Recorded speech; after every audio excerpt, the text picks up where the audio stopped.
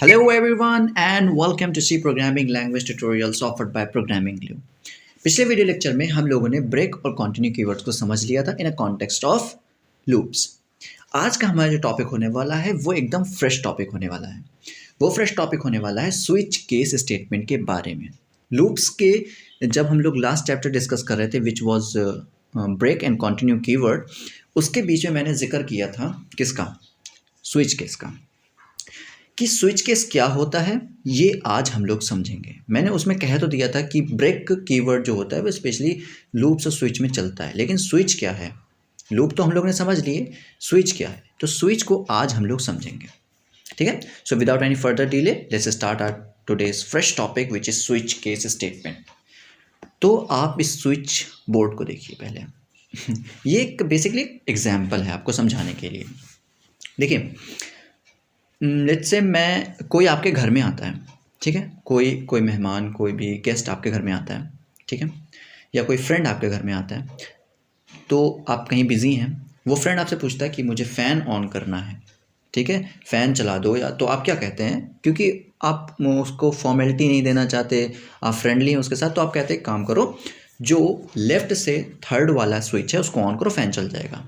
ठीक है, तो वो गया स्विच बोर्ड पे, उसने देखा पहला स्विच ये लेफ़्ट से फर्स्ट है, सेकंड स्विच ये लेफ़्ट से सेकंड है, और ये लेफ़्ट से थर्ड है। तो इस वाले स्विच को ऑन किया। इस वाले स्विच के ऑन करने से क्या हुआ, जो फ़ैन था वो चल गया। ठीक है, कुछ ऐसी ही वर्किंग स्विच केस स्टेटमेंट की भी होती है। मतलब ये कि वहाँ पर कुछ एक्सप्रेशन ऐसे होते हैं कि अवेलेबिलिटी ऑफ ऑप्शंस तो बहुत हैं, लेकिन इन सारे ऑप्शंस में से कोई एक स्पेसिफिक ऑप्शन एक टाइम पर, ठीक है, ऑन सिंगल टाइम बीइंग, कोई एक ऑप्शन को एग्जीक्यूट कराना। ठीक है, मतलब यहाँ पर फर्स्ट जो स्विच है इसमें कुछ अपनी फंक्शनैलिटीज़ होंगी। आप एग्जांपल के तौर पर समझिए कि मान लीजिए इससे बल्ब ऑन होता है, इससे टेबल फ़ैन चलता है, इससे फ़ैन चल रहा है, ठीक है, इससे मान लीजिए आपके घर का सबमर्सिबल स्टार्ट होता है, या जो भी कुछ। ठीक है, हर स्विच की अपनी अलग अलग फंक्शनैलिटीज़ हैं, लेकिन एक टाइम पे जब आपको मान लीजिए सिर्फ फ़ैन चलाना है तो आप सिर्फ इस स्विच को ऑन करेंगे और वो फंक्शनैलिटीज़ परफॉर्म हो जाएंगी। ओके, तो स्विच केस स्टेटमेंट भी ऐसे ही वर्क करता है कि आपके पास अवेलेबल फंक्शनैलिटीज़ बहुत होती हैं, ठीक है, मल्टीपल, एक तरीके से कहूँ कि मल्टीपल फंक्शनैलिटीज़ होती हैं, लेकिन एक टाइम पर इनमें से कोई एक ही फंक्शनैलिटी वर्क करती है। ओके, तो चलिए इसको हम लोग समझते हैं। देखिए, switch case statement in C test the value of a variable, ठीक है, and compare it with multiple cases. ठीक है, जो स्विचेस हैं मल्टीपल ऑप्शंस को स्विच केस में कहते हैं केसेस, मल्टीपल केसेस से कंपेयर करती है।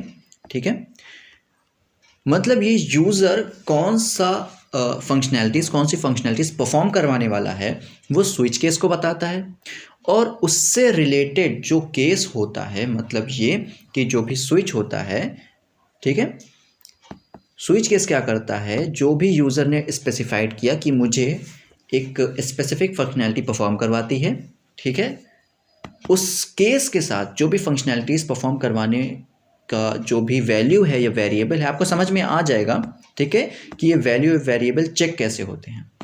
ओके, आप बस अभी के लिए समझिए, मैंने एक वैल्यू दी, ठीक है, मान लीजिए आपके सामने 3 ऑप्शंस हैं। पहला ये कि आप 1 नंबर इंटर करें, ठीक है, तो आपका फ़ैन ऑन हो जाएगा। आप 2 नंबर इंटर करें तो आपकी लाइट ऑन हो जाएगी। आप 3 नंबर इंटर करें तो आपका जो वो है क्या, टेबल फ़ैन, वो स्टार्ट हो जाएगा। तो आपने इनपुट किया 2, तो जैसे ही 2 इनपुट किया, स्विच केस ने जो सेकंड केस था उसके साथ आपको जोड़ दिया, और सेकंड केस में जो भी फंक्शनैलिटीज़ परफॉर्म होने वाली हैं वो परफॉर्म होंगी। Once the case match is found, a block of statement associated with that particular case is executed. जैसा कि मैंने अभी आपको कहा, ठीक है, आप इसका सिंटेक्स देखिए, आई होप कि आपको इससे और भी ज़्यादा क्लियरिटी होगी। देखिए, स्विच केस में यहाँ पर वो वैल्यू आती है जो यूज़र चाहता है, जिस केस को यूज़र चाहता है एग्जीक्यूट करना। ठीक है, मान लीजिए ये केस 1 है, ठीक है, इस केस की वैल्यू है वैल्यू 1, इस केस की वैल्यू है वैल्यू 2 और ऐसे ही बहुत सारे केसेस की वैल्यू 3, 4, 5 ऐसे बहुत सारे केसेस हम लोग बना सकते हैं अपने स्विच केस में। मान लीजिए मैं चाहता हूँ वैल्यू जो केस सेकंड है उसके जो भी फंक्शनैलिटीज़ है उसको परफॉर्म करवाना चाहता हूँ। मैंने यहाँ पर केस 2 की वैल्यू जो है वो इनपुट करवा दी, मैंने यहाँ पर दे दी, लेट्स से मैंने दे दी वैल्यू 2, ठीक है। ये यहाँ पर स्विच केस देखेगा जो भी यहाँ पर एक्सप्रेशन आया है, ठीक है, जो भी वैल्यू यहाँ पर आई है उसके करस्पॉन्डिंगली जो भी केस की वैल्यू बनती है वो करवा देगा मैच। और जैसे ही मैच हो जाएगी, जैसे मैंने यहाँ पे दी वैल्यू 2, यहाँ पर वैल्यू 2 मैच हुई और स्विच केस का कंट्रोल आ जाएगा ब्लॉक के अंदर, केस 2 के ब्लॉक के अंदर, और इसके अंदर जो भी चीज़ लिखी हुई है वो एग्जीक्यूट होगी और उसके बाद चल जाएगा ब्रेक। अच्छा, ये ब्रेक की वर्किंग मैं आपको अभी थोड़ी देर में समझाऊंगा, ठीक है। आपको इतना समझ में तो आया होगा कि यहाँ पर जो भी वैल्यू आएगी उसके करस्पॉन्डिंगली जो भी केस बनता होगा उस केस से हो जाएगी मैच, ठीक है। जब उस केस से मैच हो जाएगी तो क्या होगा, उस केस का जो भी कोड लिखा हुआ है, केस के ब्लॉक में जो भी कोड लिखा है वो होगा एग्जीक्यूट, ठीक है। अब ये मान लीजिए कि यहाँ पर यूज़र ने कुछ ऐसी वैल्यू, ऐसा केस इंटर कर दिया है जो इन सब में से नहीं मिलता, ठीक है। मतलब ना वो केस 1 से मिलता है, ना केस 2 से, 3, 4 कोई भी केस से नहीं मिलता। तब ऐसी हालत में क्या होगा, एक स्पेशल केस चलता है जिसे हम लोग कहते हैं डिफ़ॉल्ट, ठीक है। डिफ़ॉल्ट ये तब चलता है जब कोई भी मैच नहीं मिलता, मतलब यहाँ कुछ ऐसी इनवैलिड वैल्यू आ जाती है जो किसी भी मैच केस से मैच नहीं करती, किसी भी केस की वैल्यू से मैच नहीं करती, ठीक है। तो इस केस में स्विच चलाएगा डिफ़ॉल्ट। डिफ़ॉल्ट एक स्पेशल केस होता है, ठीक है, ये किसी भी केस के ना चलने पर चलता है और इसके अंदर जो भी फंक्शनैलिटीज़ होती हैं फिर वो परफॉर्म हो जाती हैं, ठीक है। अब हम लोग को ब्रेक को समझना है, लेकिन ब्रेक को समझने से पहले हम लोग स्विच केस को एक बार पढ़कर देख लेते हैं। इसका एक एग्जाम्पल देख लेते हैं, ठीक है। ये पुराना एग्जाम्पल है, मैं इसको हटा रहा हूँ, ठीक है, ओके। मैं क्या चाहता हूँ कि मैं 2 तरीके के ऑप्शंस बनाऊँ। एक ये, चलिए 3 तरीके के ऑप्शन बनाता हूँ मैं। पहला ये कि यूज़र को एडिशन करवाना है या सब्सट्रैक्शन करवाना है या मल्टीप्लिकेशन करवाना है, ओके। ये 3 ऑप्शन मैं एज अ मेन्यू देता हूँ कि आप जो यूज़र है वो अगर एडिशन करवाना चाहता है तो 1 प्रेस करे, 1 प्रेस करे, अगर सब्सट्रैक्शन करवाना चाहता है तो 2 प्रेस करे और मल्टीप्लिकेशन करवाना चाहता है तो 3 प्रेस करें, ठीक है। और उसी के करस्पॉन्डिंगली हम लोग क्या करेंगे कि फंक्शनैलिटी स्विच केस में परफॉर्म करवाएंगे। तो पहले इंटीजर टाइप के देखिए, 2 वेरिएबल का सम हो या 2 वेरिएबल का मल्टीप्लिकेशन हो या 2 वेरिएबल का सब्सट्रैक्शन हो, हमें 2 वेरिएबल तो चाहिए, ओके ओके। तो यहाँ पर ए और बी वो 2 वेरिएबल्स हैं, ठीक है। अब प्रिंट के थ्रू मैंने क्या कहा, मैंने कहा प्रेस 1 फॉर ऐड, ठीक है, बैकस्लैश n, ओके। मैं यहाँ पर भी बैकस्लैश n लगा दे रहा हूँ, ठीक है, backslash n and 2 for subtraction, subtraction, चलिए पूरा लिख देता हूँ, ठीक है।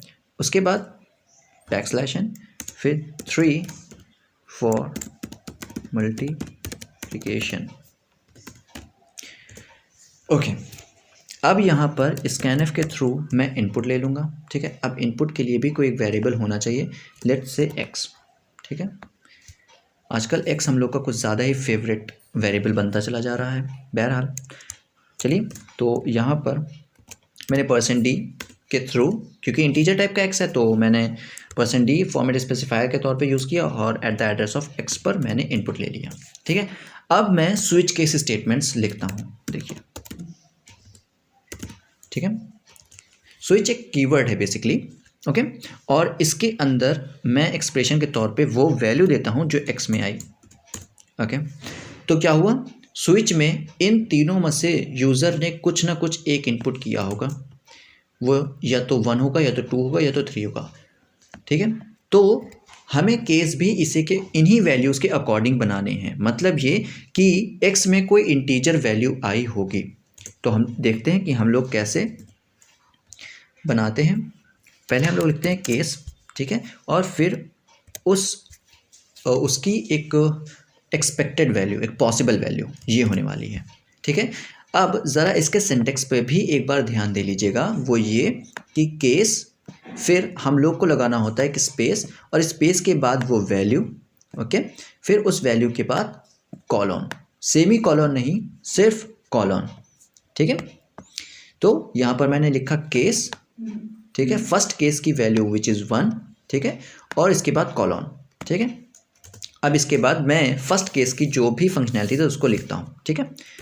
देखिए 2 नंबर को इंटर करवाने के लिए अगर यूज़र है इंटरेस्टेड, 2 नंबर को ऐड करवाने के लिए अगर यूज़र इंटरेस्टेड है, तो क्या होगा, पहले कुछ ऐसा लिख के आए कि इंटर 2 नंबर्स, ठीक है, कुछ ऐसा तो लिख के आना चाहिए। फिर स्कैनएफ के थ्रू हमें 2 इनपुट लेने होंगे, %d, ठीक है, सॉरी %d, ठीक है, at the address of a, ये 2 वेरिएबल जो हम लोग ने बनाए थे, at the address of b, ठीक है।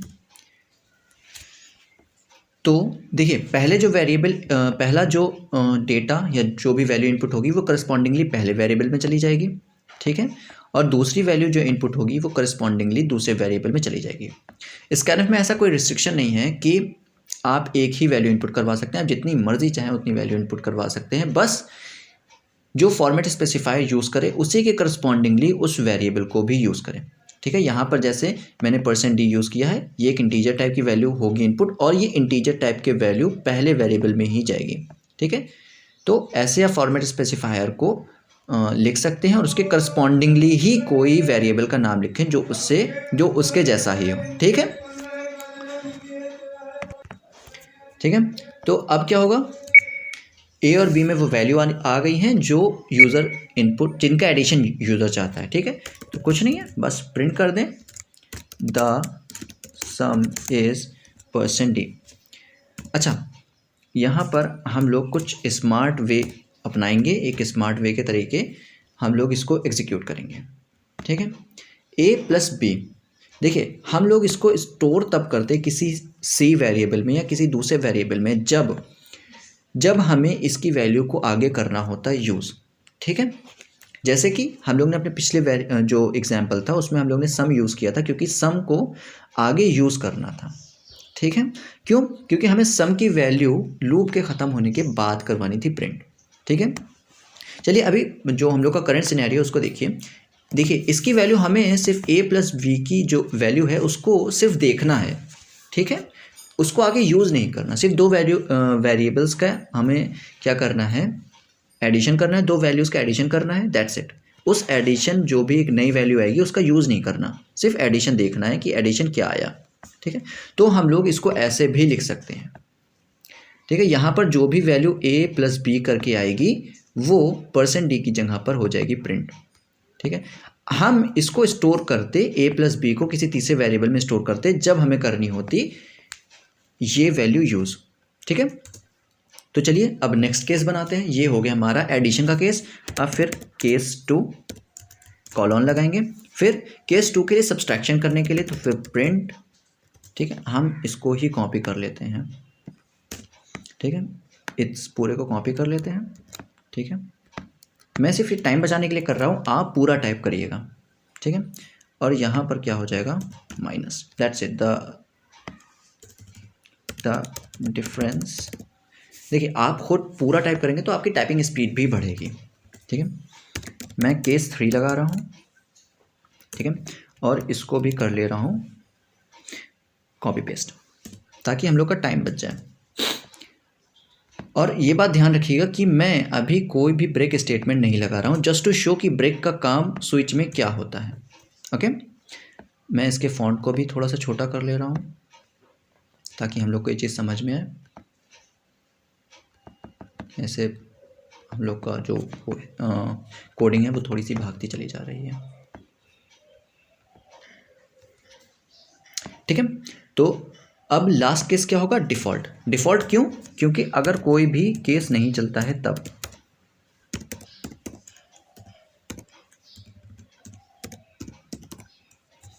ठीक है, कॉलन और क्या प्रिंट कर दें?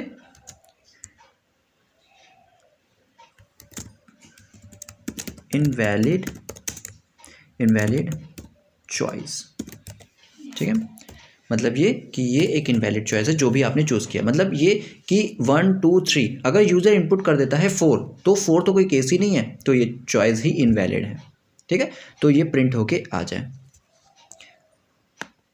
ओके, तो इसको थोड़ा सही कर लेते हैं। ठीक है, तो ऐसा कुछ केस बनाया। अभी मैंने ब्रेक स्टेटमेंट लगाया है तो आपको कुछ पता चलेगा कि ब्रेक स्टेटमेंट का ज़रूरत क्यों होती है।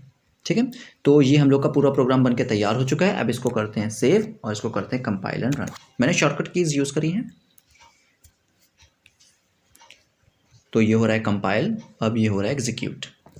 तो ये हमारा आउटपुट आ चुका है। ठीक है, तो ये हमसे पूछ रहा है, ये हमसे पूछ रहा है कि sorry first to add, press 1 to add, 2 to subtraction and 3 to multiplication. मैं चाहता हूँ लेट्स से एडिशन करना। मैंने 1 इंटर किया और ये देखिए इंटर 2 नंबर, मैंने किया 2 + 3, ये आना चाहिए 5। ठीक है, द सम इज़ 5, लेकिन क्या हुआ कि फिर से ये कुछ चल रहा है। ठीक है, ये फिर से कुछ चल रहा है, इंटर 2 नंबर। अच्छा, ये कह रहा है तो मैं देता भी हूँ 5 और 3, द डिफरेंस इज 2, मतलब ये दूसरा केस चल रहा है। ठीक है, ये इंटर 2 नंबर फिर से कह रहा है, तो लेट्स से मैं दे देता हूँ इसको नंबर जैसे 2 और 3। So the some is 6, invalid case. मतलब ये कि अगर मैं पहला केस चलाता हूँ, देखिए सम तो नहीं, यहाँ पे प्रोडक्ट होना चाहिए पहली बात। ठीक है, तो क्या है कि अगर मैं एक पहला केस चलाता हूं तो दूसरा, तीसरा और जो डिफ़ॉल्ट है वो अपने आप चल रहा है। मतलब मैं दूसरा चलाऊंगा तो तीसरा और डिफ़ॉल्ट चलेगा, तीसरा चलाऊंगा तो डिफ़ॉल्ट अपने आप चलेगा। मतलब ये कि जो भी केस चलाता हूं उसके आगे वाला केस अपने आप चल रहा है। और इसी को ओवरकम करने के लिए हम लोग के पास होता है ब्रेक। मतलब क्या होगा ये कि सारी स्टेटमेंट्स के चलने के बाद जब ब्रेक चलेगा तो आपको पता है वो कंट्रोल को कहाँ ले आएगा, वो कंट्रोल को ले आएगा स्विच के बाहर। आप चाहें तो यहाँ भी ब्रेक लगाएं डिफ़ॉल्ट के बाद, लेकिन ये मैंडेटरी नहीं है क्योंकि इसके बाद कोई डिफ़ॉल्ट के बाद तो कोई स्टेटमेंट होती ही नहीं, तो वो एग्जीक्यूट होए ना होए कोई फ़र्क नहीं पड़ता। तो ब्रेक वैसे भी देखिए डिफ़ॉल्ट के चलने के बाद वैसे भी कंट्रोल बाहर आएगा और ऐसे भी बाहर आएगा, चाहे ब्रेक के थ्रू है चाहे ऐसे नॉर्मली आ जाए। तो यहाँ पर लगा दीजिए ना लगाइए कोई फ़र्क नहीं पड़ता, लेकिन हर केस के बाद ब्रेक लगाइए क्योंकि वो केस एग्जीक्यूट होने के बाद कंट्रोल स्विच के बाहर आ जाएगा। ओके, चलिए इस सिनेरियो पे इस पूरी स्टेटमेंट के साथ हम लोग इसको करते हैं compile run. Okay, so it's executing. अब मैं करवाना चाहता हूँ सिर्फ सब्सट्रैक्शन, मैं चाहता हूँ सिर्फ सब्सट्रैक्शन हो। तो लेट्स से मैंने इंटर किया 2 के लिए सब्सट्रैक्शन है। अब ये कह रहा है इंटर 2 नंबर, मैंने कहा 15 में से सब्सट्रैक्ट कर दो 12, आना चाहिए 3 और सारे केस हो जाने चाहिए बंद, प्रोग्राम एंड हो जाना चाहिए। इनफैक्ट डिफ़ॉल्ट भी नहीं चलना चाहिए। तो देखते हैं, सो द डिफरेंस इज 3 और प्रोग्राम एंड। ठीक है, तो आई होप कि आपको स्विच केस स्टेटमेंट की वर्किंग समझ में आई होगी। स्विच केस स्टेटमेंट कैसे वर्क करता है ये बात आपको समझ में आई होगी। इसके जो सिंटेक्स है कि केस एंड देन एक space and then value and then colon, ठीक है, ये सारी चीज़ें आपको समझ में आई होंगी। ब्रेक का स्विच में क्या काम होता है ये बात आपको समझ में आई होगी। ठीक है, ब्रेक क्या करता है, सिर्फ जो भी कंट्रोल केस के ऊपर चल रहा होता है और जब किसी एक पर्टिकुलर केस की सारी एग्जीक्यूशन हो जाती हैं तो ये उस केस के लास्ट में चलकर जो कंट्रोल होता है प्रोग्राम का उसको प्रोग्राम जो स्विच केस है उसके बाहर ले आता है। ओके, चाहे सेकंड वाला चलेगा, ठीक है, तो यहाँ से स्टार्ट होगा और जैसे ही अपनी लास्ट स्टेटमेंट को करेगा एग्जीक्यूट, अपनी लास्ट इंस्ट्रक्शन को एग्जीक्यूट करेगा, उसके बाद सबसे लास्ट में चलेगा ब्रेक, और ब्रेक चलने से क्या होगा, ये यहाँ से जो कंट्रोल है स्विच का वो जंप करके बाहर आ जाएगा स्विच के, ठीक है। तो आगे की कोई भी एग्जीक्यूशन नहीं होगी। तो हम लोग ने ब्रेक की वर्किंग को पहले लेक्चर में भी समझा है, जिसमें हम लोग ब्रेक और कंटिन्यू को दोनों को समझ रहे थे। ओके, तो यही ब्रेक का काम होता है कि वो कंट्रोल को स्विच के और लूप के बाहर ले आता है, ठीक है। जहाँ पर भी ब्रेक इनकाउंटर होगा उसके वैसे ही कंट्रोल को ले आएगा स्विच या लूप के बाहर। That's it. यही काम होता है एक ब्रेक का। ब्रेक का एक इकलौता यही काम है कि वो कंट्रोल को लूप के या स्विच से तुरंत बाहर ले आए, ठीक है। सो आई होप कि आपको ये चैप्टर समझ में आया होगा और इसकी जो भी बेसिक कॉन्सेप्ट हैं वो समझ में आए होंगे, स्विच कैसे वर्क करता है। तो अगर ये वीडियो आपको पसंद आया हो, इन्फॉर्मेटिव लगा हो, कुछ नया सीखने को मिला हो, तो इस वीडियो को लाइक करिए, चैनल को सब्सक्राइब करिए और बने रहिए हमारे साथ, क्योंकि ऐसे बहुत सारे इन्फॉर्मेटिव वीडियोस इस चैनल पे आने अभी बाकी हैं। सिर्फ सी लैंग्वेज के ही नहीं और बहुत सारे प्रोग्रामिंग लैंग्वेजेस के। So till then, thank you.